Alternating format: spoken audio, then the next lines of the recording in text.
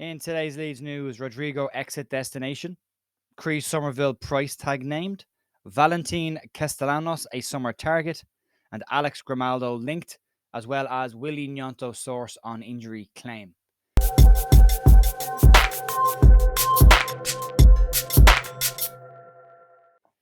Morning, folks. Jay here, 27th of April, Thursday morning, the day after a load of results went against Leeds last night in the league.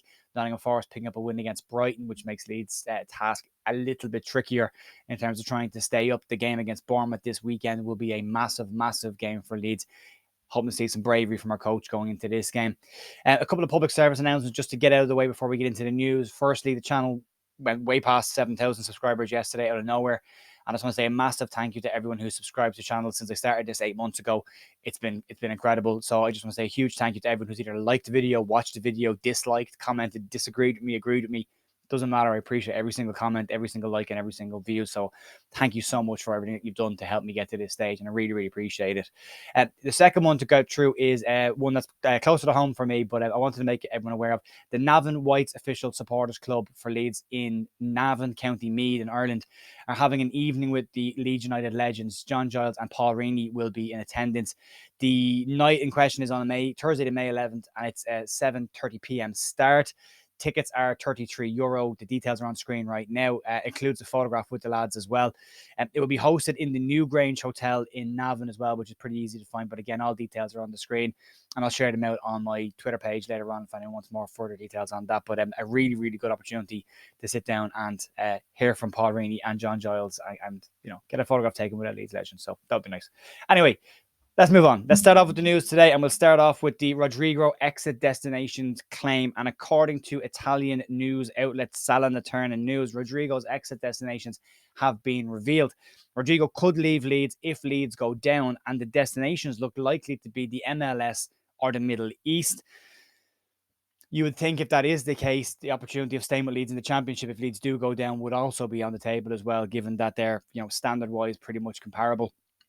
And the reports bring up the possibility of the exit, and they claim that this is on the back of Leeds targeting Salernitana striker Boulaye Dia. Dia has been linked with Leeds a couple of times over the last 2 transfer windows, and he has 11 goals so far in Serie A. And Leeds are still said to be very keen on the player and are looking at a number 9 replacement for either Rodrigo or Bamford or both of them.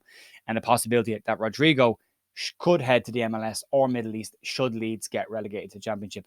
As I said, if that is the case, you would hope that he would stick it out at Leeds and help Leeds get back into the Premier League, because if you're going to go to the MLS, you're going there to wind down your career. You may as well do it in England and try and get one more crack at the Premier League. Why not?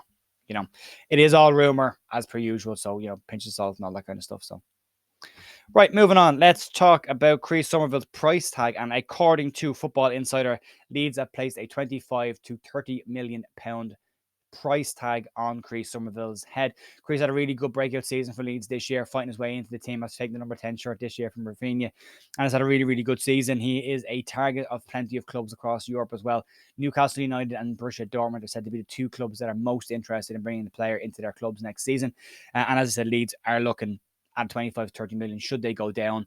Somerville is one of those players who is expected to leave Leeds should they go down, given that he's trying to break into the Netherlands senior national team as well as establish himself as a European player. So he has that to worry about. So we'll see what happens there. Let's get into some rumour mill territory now, and we'll start with Valentin Castellanos and rumours coming out of Spain and the publication Pagna Millonare, who are saying that Leeds, who have kept an eye on him since the summer, Leeds were very interested in him when he was playing in the MLS, and Leeds are looking possibly again at making a move. The player came to more notoriety this week after scoring 4 goals against Real Madrid. And what the article says, the player has now proven that he's ready to make the move to the Premier League or to England. It also says that Leeds have been keeping an eye on the player since January and tried to buy the player in the summer for £10 million. At the time, the sale didn't go through. He is on loan at Girona in Spain at the moment, but is still owned by MLS side New York City. The player could move in the summer. It is likely 10 million would obviously be way too short now to prove he can do it in top of league as well.